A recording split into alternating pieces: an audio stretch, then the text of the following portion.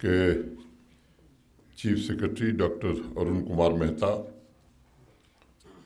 Industry and commerce के हमारे principal secretary Shri प्रशांत गोयल,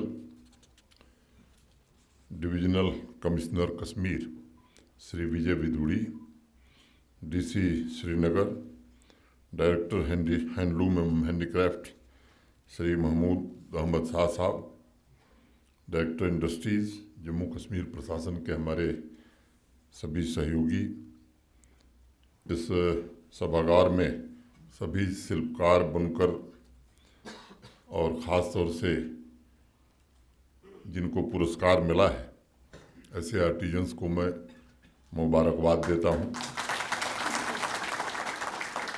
सभी ये जो 31 कलाकार हैं जिन्हें आज पुरस्कृत किया गया है, मुझे लगता है कि देश की प्राचीनतम सभ्यता एवं संस्कृति की वो धड़कन है जिनके रचनात्मक प्रयासों ने प्राचीन विरासत जो कश्मीर की रही है उसे जिंदा रखा है और तमाम परिवर्तनों के बावजूद हस्तकौशल की शुद्धता अभी तक बरकरार है।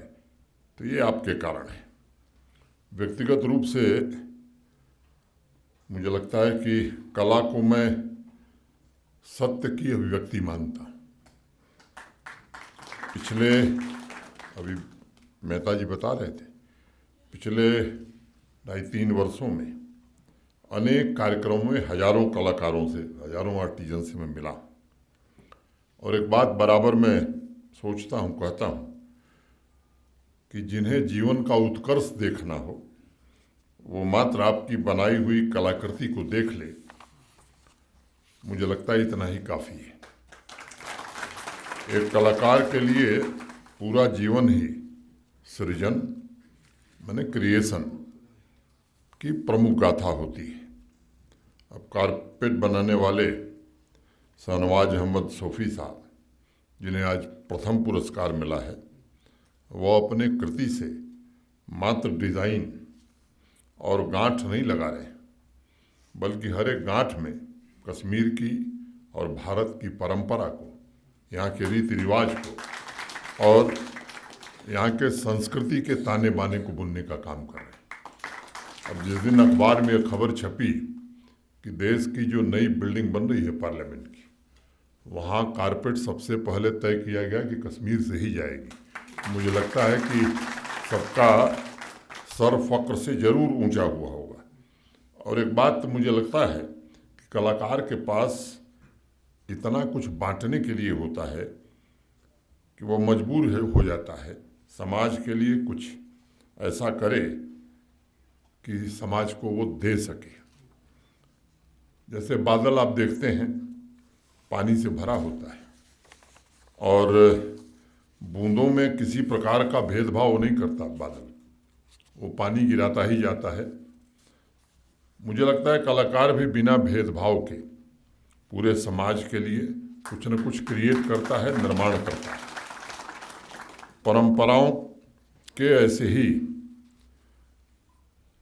द्योतक जो है संत कबीरदास भी थे और मुझे लगता है कि आपका हर निर्माण क्रिएशन बाजार जब बेचने वो अपना क्रिएशन जाते थे तब ग्राहकों से कहते थे एक बात कि इसे संभाल कर रखना, मैंने बहुत जतन से इसे बुना है।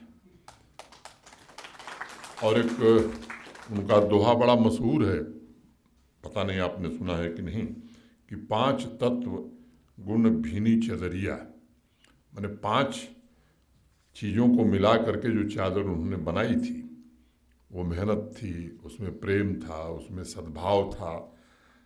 तो मुझे लगता है कि ये जो भावना है, कलाकार उन धागों में यहाँ की देश की संस्कृति, परंपरा और समाज के दर्शन को बुनता है।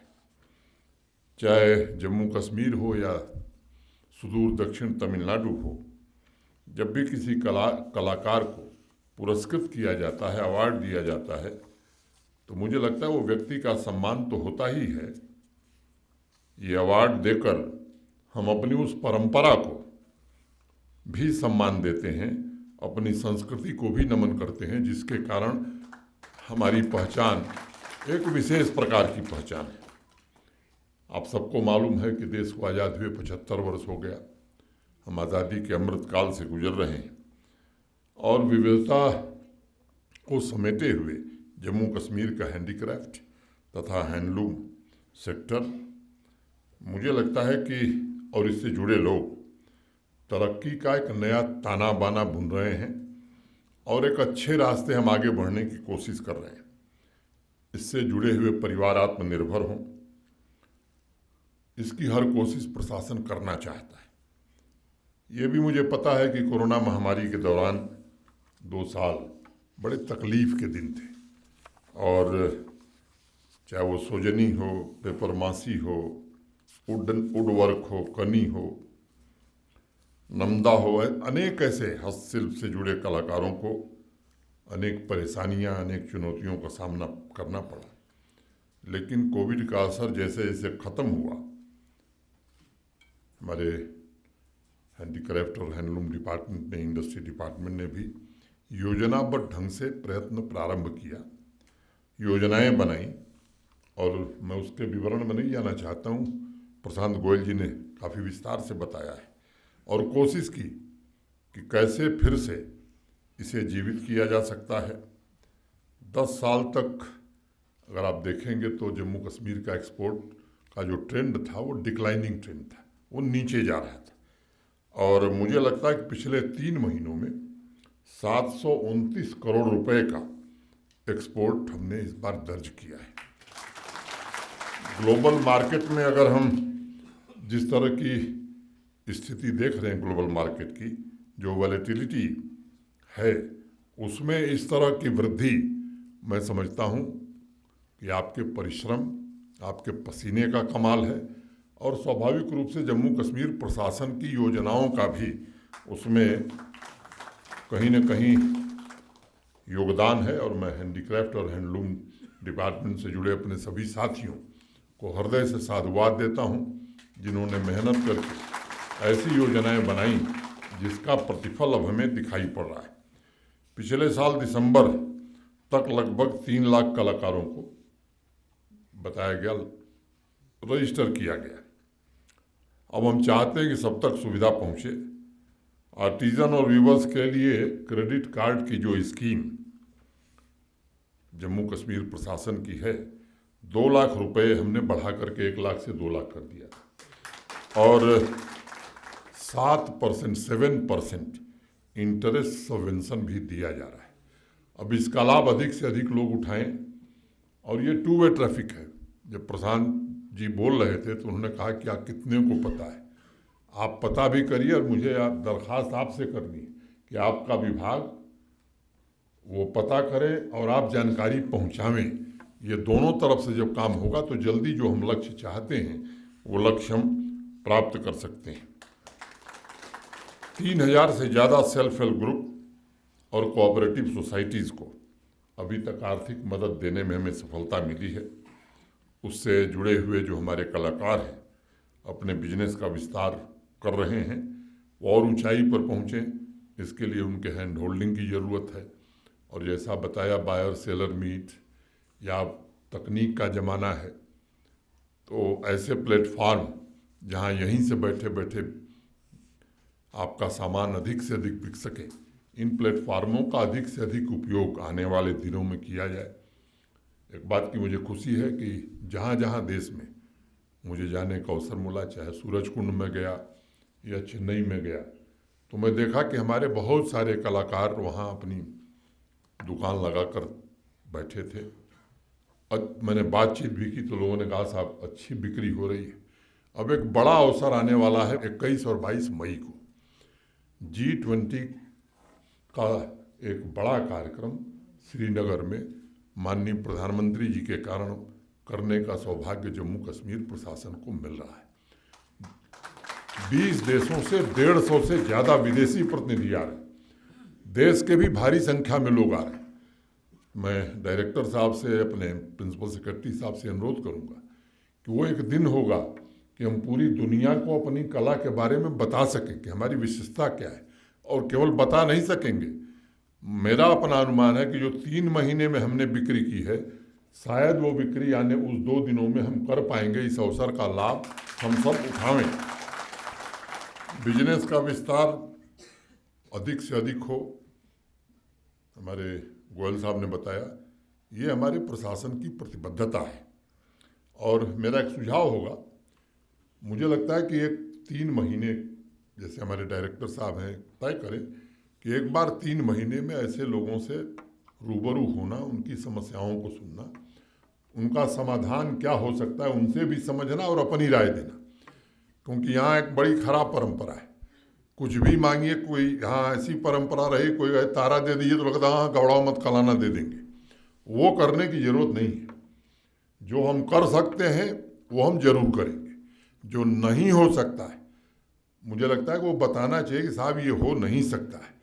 किसी को गफलत में रख करके गुमराह किया जाए, मैं समझता हूँ इससे अब जम्मू कश्मीर बाहर निकल गया है और उसका सुखद परिणाम अब जम्मू कश्मीर के लोग देख रहे हैं। अन्य भागों में देश के जिस तरह से हो रहा है, जम्मू कश्मीर के कालीन की वैश्विक बाजार में अपनी अलग पहचान रही है। अब हैंडमेड कारपेट और मशीन मेड कारपेट, अब इसका अंतर ही दुनिया नहीं कर पाती थी। इस पहचान को मार्केट में स्थापित करने के लिए पिछले साल ही Indian institute of carpet technology से कश्मीर कारपेट को प्रमोट करने के लिए जीआई सर्टिफिकेशन, टेस्टिंग, लेबलिंग और ट्रेनिंग के लिए कई कदम उठाए गए। कारपेट के लिए देश में पहली बार क्यूआर कोड का मैकेनिज्म इस्तेमाल हो, इसका इंतज़ाम किया गया और आज इन्वेंट्री को ट्रैक करने के अलावा अन्य प्रकार की भी जानकारियां इसके माध्यम से लोगों को मिल रही। और जो एक ट्रेंड था कि 500 करोड़ का एक्सपोर्ट हम केवल कालीन का करते थे, वो घटते घटते कहाँ पहुँच गया था। जब पिछली बार, जैसा हमारे गोयल साहब ने बताया कि कुछ और 7 और जीआई टैग हम दे पाए, 17 और 7 हो चुके हैं, 17 पाइपलाइन में। तो जिस दिन कार्यक्रम था जम्मू में, तो उस दिन मैंने अपने डायरेक्टर साहब से कहा था कि हमें एक अध्ययन करने की ज़रूरत है कि क्यूआर कोड और जीआई टैगिंग के बाद हमारे व्यापार में कितनी वृद्धि हुई है, एक्सपोर्ट कितना बढ़ा है, और क्या कारण फैक्टर हम कंसीडर कर सकते हैं जिससे इसमें और हम वृद्धि कर सकें। और मुझे लगता है कि जीआई सर्टिफाइड प्रोडक्ट्स के कुछ वॉल्यूम पर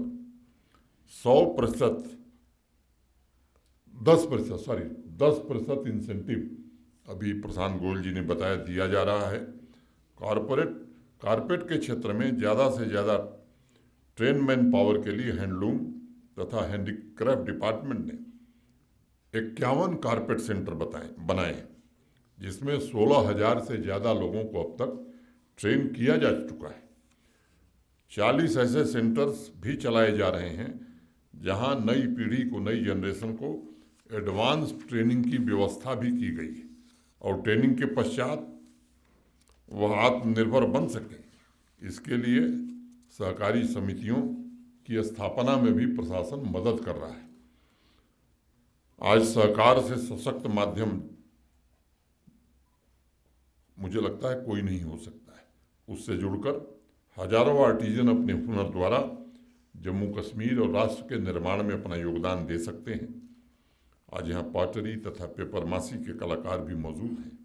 उन्हें स्मरण होगा पिछले वर्ष KVIC की मदद से अत्याधुनिक मशीनें तथा ट्रेनिंग उपलब्ध कराने का अभियान जम्मू कश्मीर प्रशासन ने शुरू किया। पहले चरण में 200 पॉटर आर्टिजन को इलेक्ट्रिक पॉटर व्हील तथा 120 पेपर मासी आर्टिजन को मोल्ड तथा हड्डा पल्पर मशीन वितरित की गई थी।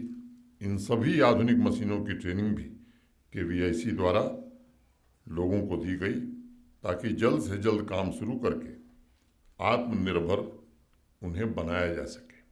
और इस बार जब बजट बन रहा था तो हमने मेहता जी को कहा कि इस बार ये संख्या हमें काफ़ी हद तक बढ़ानी है। तो उन्होंने मुझे कहा कि सर चिंता मत करिए, इसके लिए पैसे की कमी नहीं होने दी जाएगी। तो जो लोग इन क्षेत्रों में काम करना चाहते हैं उनके लिए पर्याप्त संभावना बनाने की हम कोशिश कर रहे हैं और मुझे उम्मीद है कि आप सब इन योजनाओं का लाभ जरूर उठाएंगे। मैं सभी सम्मानित कलाकारों से कहना चाहता हूँ कि भारत के सम्माननीय प्रधानमंत्री जी के मार्गदर्शन में जम्मू कश्मीर में जो विलेज इंडस्ट्रियल यूनिट की स्थापना पिछले साल हुई है, पता नहीं आप जानते हैं कि नहीं, 2021-22 के वित्तीय वर्ष में prime minister's employment generation program के अंतर्गत जम्मू कश्मीर ने देश में सबसे ज़्यादा 21,640 मैन्युफैक्चरिंग यूनिट लगाई। यानी 1,30,35 लाख आबादी का छोटा सा प्रदेश इतनी सर्विस यूनिट हम स्थापित किए हैं। और जानते हैं दूसरे स्थान पर देश में कौन है?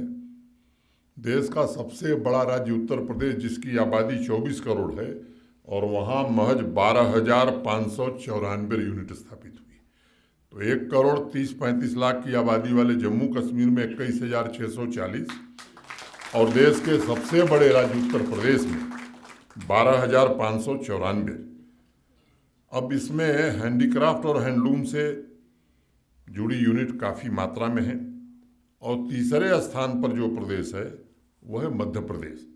वहाँ यूनिट लगी 8,082 8,082 और चौथे स्थान पर तमिलनाडु है जहाँ यूनिट लगी 5,978। अब आप कल्पना कर सकते हैं कि कितना प्रयत्न प्रशासन ने और आप लोगों ने किया है कि छोटी आबादी का प्रदेश भी देश में नंबर 1 आ रहा है। और आंकड़े खुद इस बात की गवाही कर रहे हैं कि इस कार्यक्रम में परफॉर्मेंस जो हमारी रही है, कोई राज्य हमारे आसपास भी नहीं टिका है।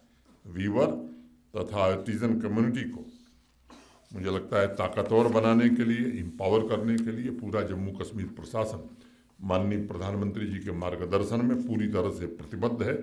और आंकड़े हमारे इस बात की गवाही दे रहे हैं। विलेज इंडस्ट्रियल यूनिट स्थापित करने में तो हम नंबर 1 रहे ही। मुझे लगता है कि इस कार्यक्रम के माध्यम से अधिक लोगों को रोजगार प्रदान करने में भी हम नंबर 1 रहे। आजकल बहुत लोग आंकड़ा रोजगार का दे रहे हैं। जो मिलने आता कहता साहब बेरोजगारी बहुत बढ़ गई है। अब हम तो सुनते रहते हैं, लेकिन जो आंकड़े हैं पिछले वित्तीय वर्ष में PMEGP में 1,73,000 रोजगार सृजित करने में जम्मू कश्मीर प्रशासन को सफलता मिली है। पूरे देश में सभी राज्यों और सभी यूटी में सबसे ज़्यादा है। यहाँ सालों से सिल्क वीविंग फैक्ट्री बंद थी, 24 करोड़ रुपए खर्च करके उसका रिवाइवल कर दिया गया फर्स्ट फेज का राजबाग में। सेकेंड फेज जल्दी शुरू हो, इसकी कोशिश हो रही है।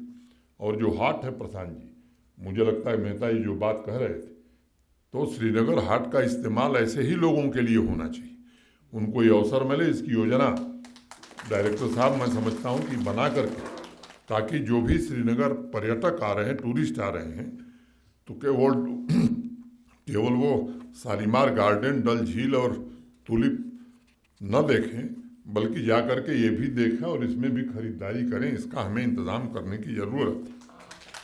अनंतनाग में चेन स्टिच और क्रूवेल एम्ब्रॉयडरी क्लस्टर अभी पिछले साल ही हमने उसका लोकार्पण किया था, उद्घाटन किया था, स्थापित किया गया है, जिसका लाभ वहाँ के 32 गाँव के लोगों को मिल रहा है।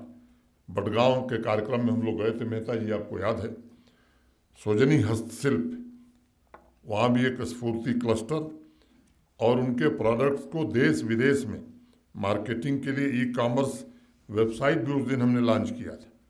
डिपार्टमेंट ने ब्रांड बिल्डिंग और मार्केट एक्सेस के लिए डिजिटल टूल्स के इस्तेमाल को प्रमोट करने पर भी काफ़ी काम शुरू किया है।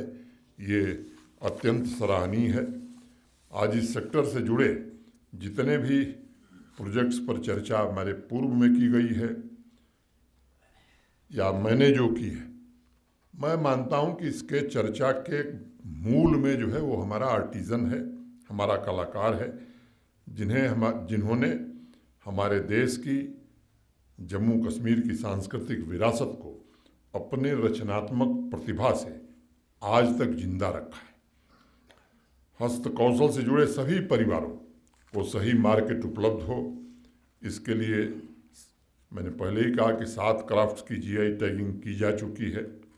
हर एक प्रोडक्ट की अच्छी कीमत कलाकार को मिले, ऐसी व्यवस्था निर्मित करने का प्रयत्न किया जा रहा है। इस जीआई टैग के कस्टोडियन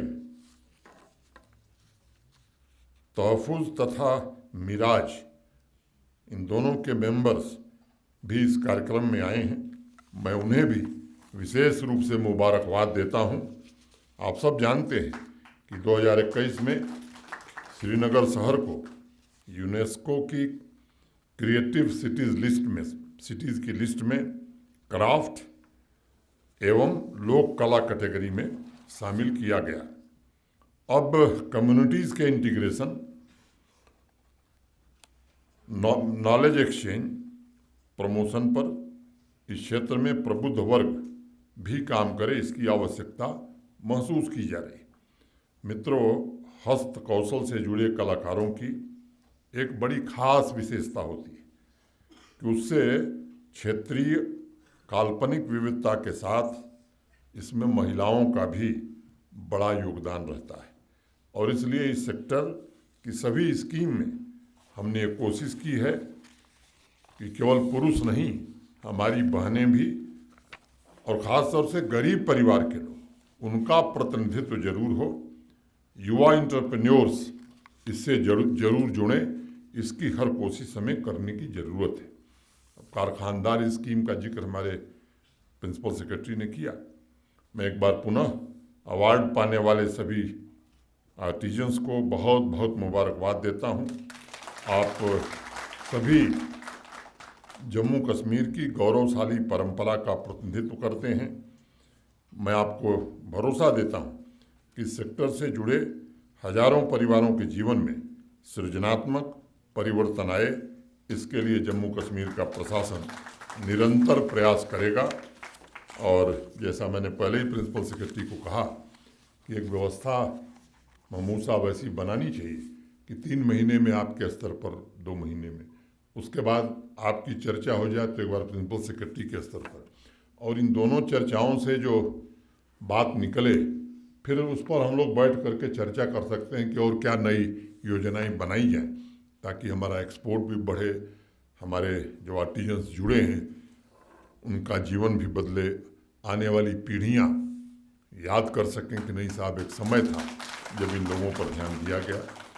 मोटे तौर पर आज मुझे यही कहना था। एक ज्वलंत विषय है और इसकी बड़ी चर्चा है।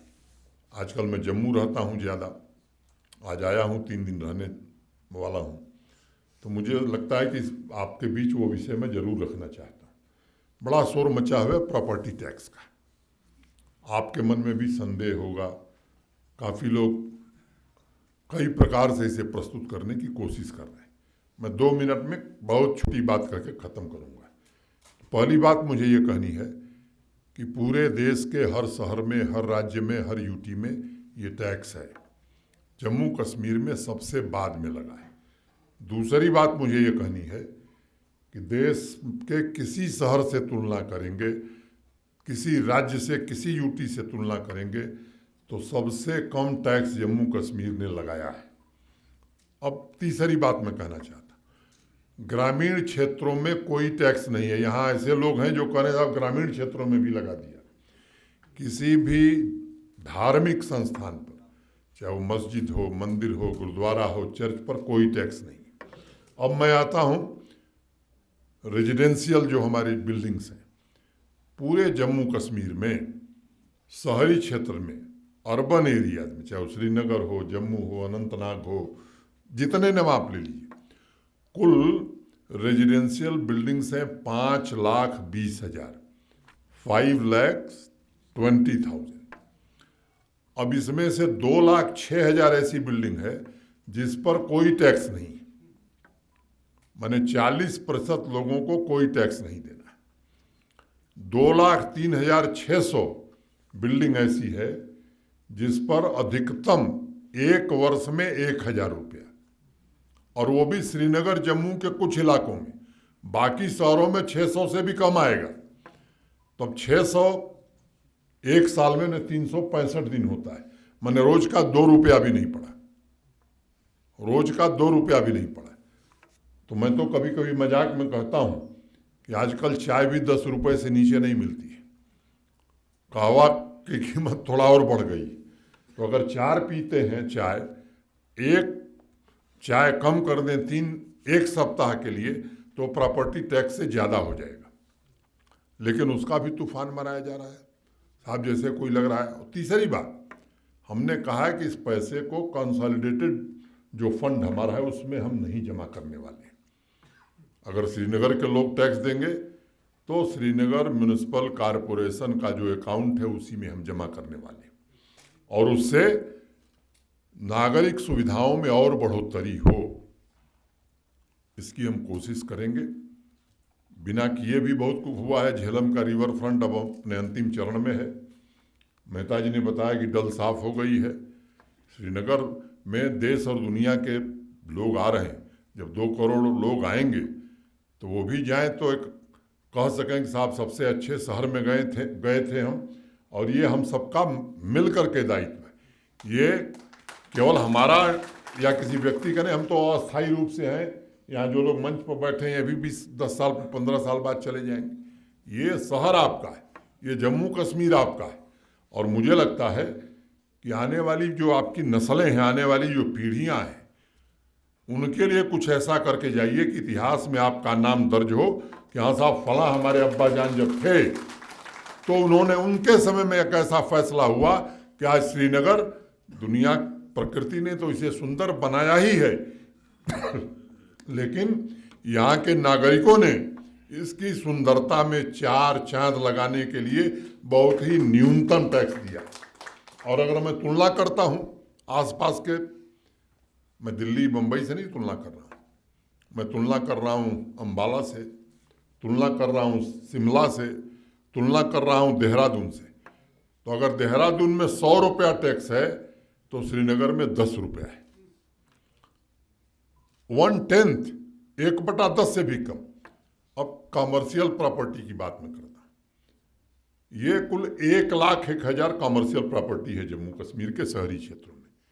1,01,000, इसमें 46,000 ऐसी हैं जिनको एक साल में 700 रुपए से कम टैक्स देना है, लेस देन 700।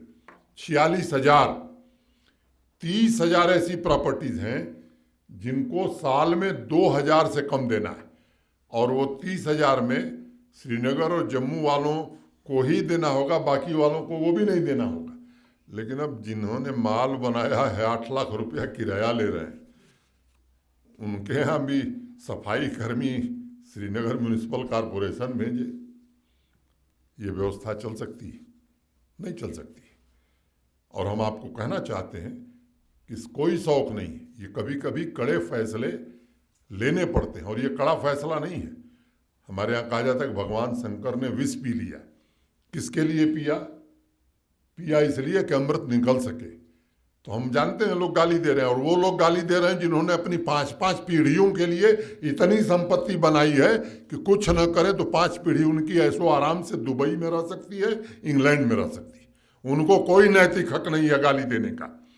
ये अवाम बैठी है चाहे जो कहे, और मैंने बार बार कहा है कि अवाम की हर बात का सम्मान जम्मू कश्मीर प्रशासन करेगा। सामान्य आदमी के लिए जम्मू कश्मीर प्रशासन का दरवाजा खुला हुआ है। लेकिन कुछ चंद लोगों ने, 1,500 लोगों ने, जिन्होंने जम्मू कश्मीर को अपनी रियासत समझ लिया था, अपने अपने परिजनों के लिए, अपने परिवार वालों के लिए जिन्होंने काम किया था, उनकी सुनवाई नहीं होगी। सुनवाई 1,35,00,000 लोगों की होगी। मैं यही कहते हुए आपसे आग्रह करता हूं, किसी के बहकावे में मत आइए। एक टोल फ्री नंबर भी हमने जारी किया। आपको कोई सुझाव देना है कि साहब ये व्यवस्था और बेहतर हम बना सकते हैं, हम आपको पूरी जिम्मेदारी से भरोसा देते हैं कि आप सुझाव दीजिए। आपके बेहतर सुझाव को जम्मू कश्मीर प्रशासन मानेगा। इतनी बात कहता हुआ फिर से आप सबको हृदय से धन्यवाद देता हुआ मैं अपनी बात पूरी करता हूं। धन्यवाद। जय हिंद।